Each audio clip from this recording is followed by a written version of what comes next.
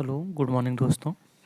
CTET paper 2 में आज आप सभी का बहुत बहुत स्वागत है। हम सब पढ़ाई कर रहे हैं एनसीईआरटी क्लास 6 के। आज हम चैप्टर 4 की बात करेंगे, जिसमें वस्तुओं के समूह बनाना हम बताएंगे। तो आइए समझते हैं वस्तु। तो सबसे पहले हम समझ लें वस्तु क्या है। तो पदार्थों से मिलकर जो बनी संरचना होती है उसको कहते हैं वस्तु। क्या कहते हैं? वस्तु। अब अगर वस्तु के प्रकार के बारे में पढ़ें तो वस्तु का प्रकार कितने प्रकार का होगा? 2 प्रकार का होगा, प्राकृतिक वस्तु और मानव निर्मित वस्तु। अब प्राकृतिक वस्तु आप देख रहे हैं, नाम है प्राकृतिक। इसका मतलब है, प्राकृतिक का मतलब है ये प्रकृति द्वारा प्राप्त होगा। तो प्रकृति द्वारा प्राप्त वस्तुएं क्या कहलाती हैं? प्राकृतिक वस्तुएं हैं। जैसे आपको मिलेगा जल, मिट्टी, वायु, ये सब प्रकृति प्रदत्त वस्तुएं हैं। मानव निर्मित वस्तुएं, या इसी को हम कह सकते हैं कृत्रिम वस्तुएं। तो मानव द्वारा बनाए गए जो वस्तु होती हैं उसको मानव निर्मित वस्तु कहते हैं। उदाहरण हो गया कपड़ा, मकान, माचिस आदि। अब हम समझते हैं कि पदार्थ क्या है। अभी हमने ये समझा कि पदार्थों से मिलकर बनी संरचना वस्तु है। तो अब हम समझेंगे पदार्थ क्या है। तो पदार्थ समझें तो जो स्थान घेरती है तथा जिसमें भार होगा। कोई भी वस्तु जो भी स्थान थोड़ा सा घेरे और जिसमें भार हो वो क्या है? पदार्थ है। और साथ में हम ये जोड़ देंगे जिसका ज्ञानेंद्रियों द्वारा क्या किया जाता है? एहसास किया जाता है, अनुभव किया जाता है। क्या कहलाते हैं? पदार्थ। अब अगर हम पदार्थ और वस्तुओं की एक सारणी बनाएं तो आप देखेंगे पदार्थ में अगर लोहा ले लें तो लोहे से क्या क्या वस्तुएं बनाई जा सकती हैं?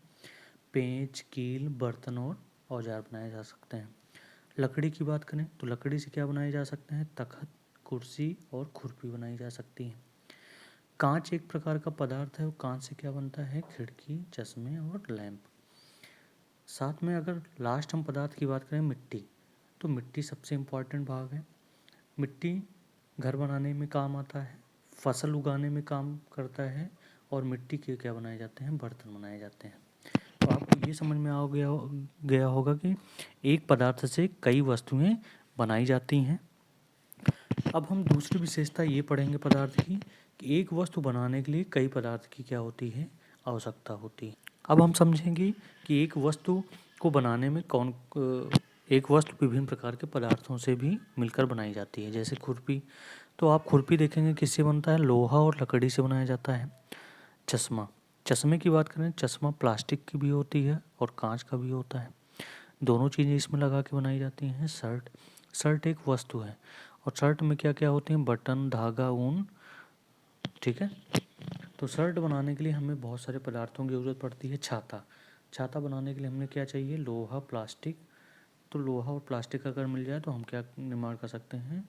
छाते का निर्माण कर सकते हैं। अब हम समझेंगे कि चैप्टर का हमारा नाम है वस्तुओं का वर्गीकरण। तो अब हम समझेंगे वर्गीकरण क्या है। तो वस्तुओं को उनके सामान्य लक्षणों के आधार पर अलग अलग समूह में व्यवस्थित करने की जो क्रिया होगी उसको क्या कहेंगे? वर्गीकरण कहेंगे। अब हम समझेंगे वर्गीकरण के प्रकार कितने हैं। तो वर्गीकरण के 2 प्रकार हैं। एक का नाम है भौतिक वर्गीकरण और दूसरे का नाम है रासायनिक वर्गीकरण। भौतिक वर्गीकरण क्या है? अगर पदार्थ की बाह्य संरचना के आधार पर वर्गीकरण किया जाए या भौतिक संरचना के आधार पर वर्गीकरण किया जाए तो उनको हम कहेंगे भौतिक वर्गीकरण। जैसे हो गया ठोस, द्रव और गैस। रासायनिक वर्गीकरण क्या है? पदार्थ की आंतरिक संरचना के आधार पर अगर वर्गीकरण कर दिया जाए तो उन्हें क्या कहेंगे? रासायनिक वर्गीकरण। और इसमें उदाहरण होता है तत्व, यौगिक और मिश्रण। अब हम समझेंगे कि पदार्थ के क्या गुण हैं। तो पदार्थ छोटे छोटे कणों से मिलकर बनी होती है और पदार्थ प्रायः एक दूसरे से कैसे होते हैं? एक दूसरे से भिन्न होते हैं। उदाहरण लकड़ी लोहे से भिन्न है, लोहा तांबा और एल्युमिनियम से भिन्न है। अब आगे की ओर चलते हैं और आगे हम समझते हैं क्या टॉपिक। अब हम पदार्थ को चमकीले पदार्थ और खुरदरे पदार्थ में डिवाइड करते हैं, वर्गीकरण करते हैं। चमकीले पदार्थ को द्रुतिवान पदार्थ कहा जाता है और खुरदरे पदार्थ को द्रुतिहीन पदार्थ या निष्प्रभ पदार्थ कहा जाता है। जैसे लोहा, तांबा और एल्युमिनियम, अगर इनको ध्यान से देखें तो ये चमकीले प्रतीत होते हैं और ये प्रायः कैसे क्या होते हैं? ये प्रायः धातु होते हैं। यानी जो प्रायः धातु होते हैं वो अधिकतर चमकीले पदार्थ होते हैं। खुरदरे पदार्थ में जैसे लकड़ी आ गई, कंक्रीट आ गया, कोयला आ गया और प्लास्टिक, तो ये द्रुतिहीन पदार्थ हैं। अब हम समझेंगे कि कठोरता के आधार पर पदार्थ के कितने भाग हैं। कठोरता के आधार पर पदार्थ के दो भाग होते हैं। कोमल पदार्थ, ठीक है, वे पदार्थ जो आसानी से संपीड़ित किया जाए, संपीड़ित का मतलब पीट दिया जाए अथवा खरोंचा जा सकता है, उन्हें कोमल पदार्थ कहते हैं। जैसे रुई और स्पंज अगर ले लें तो हम उनको आसानी से दबा सकते हैं, संपीड़ित कर सकते हैं। कठोर पदार्थ क्या हैं? वे पदार्थ जिन्हें आसानी से संपीड़ित करना कठिन होता है, कठोर पदार्थ कहलाते हैं। जैसे लकड़ी हो गया, लोहा हो गया, ठीक है, ये सारे क्या हैं? आपके कठोर पदार्थ हैं। अगर हम जल में घुलनशीलता या विलेयता के आधार पर पदार्थ के भाग बताएं तो दो प्रकार के होते हैं, विलेय पदार्थ और अविलेय पदार्थ। विलेय पदार्थ को घुलनशील पदार्थ भी बोल सकते हैं और अविलेय पदार्थ को अघुलनशील पदार्थ भी बोला जा सकता है। अब विलेय पदार्थ क्या है? जो पदार्थ जल में पूर्णतः लुप्त या घुल हो जाता है उसे क्या कहते हैं? विलेय पदार्थ कहते हैं। जैसे नमक हो गया, चीनी हो गया, चाक हो गया, सिरका हो गया, नींबू का रस हो गया, नारियल का तेल हो गया। अविलेय पदार्थ वे पदार्थ जो जल में पूर्णतः मिश्रित नहीं होते हैं, लुप्त नहीं होते हैं, उन्हें अविलेय पदार्थ कहते हैं। जैसे हो गया बालू और लकड़ी का बुरादा। ठीक है, आगे की ओर चलें। अब हम समझेंगे जल के सापेक्ष भार के आधार पर पदार्थ कितने प्रकार के होते हैं। तो पदार्थ जो दो प्रकार के होते हैं, हल्का पदार्थ और कैसा पदार्थ? भारी पदार्थ। हल्का पदार्थ क्या है? वे वस्तुएं जो जल में समानता तैरती हुए हल्के पदार्थ हैं। और भारी पदार्थ क्या है? वे वस्तुएं जो जल में डूब जाती हैं उन्हें क्या कहते हैं? भारी पदार्थ कहते हैं। और इनके सारणी अगर बना के देखें, एक तरफ पदार्थ बनाएं, दूसरी तरफ तैरती है, डूबती है, और तीसरा पार्ट करें जल से हल्की है, जल से भारी। तो अगर सरसों का तेल लें तो सरसों का तेल क्या होगा? जल पर तैरती है, ठीक है, इसका मतलब है ये जल से क्या होगी? हल्की होगी। मोम भी जल पर तैरता है और ये जल से हल्का होगा। लोहे की कील लें, अगर पानी में डालें तो आसानी से डूब जाती है, इसका मतलब वो जल से भारी है। कांच की गोली लें तो वह भी आसानी से डूब जाती है, इसका मतलब जल से भारी है। लकड़ी का टुकड़ा अगर लें तो वो भी तैरता है, इसका मतलब जल से क्या है? हल्का है। अब हम समझेंगे पारदर्शिता के आधार पर पदार्थ के प्रकार।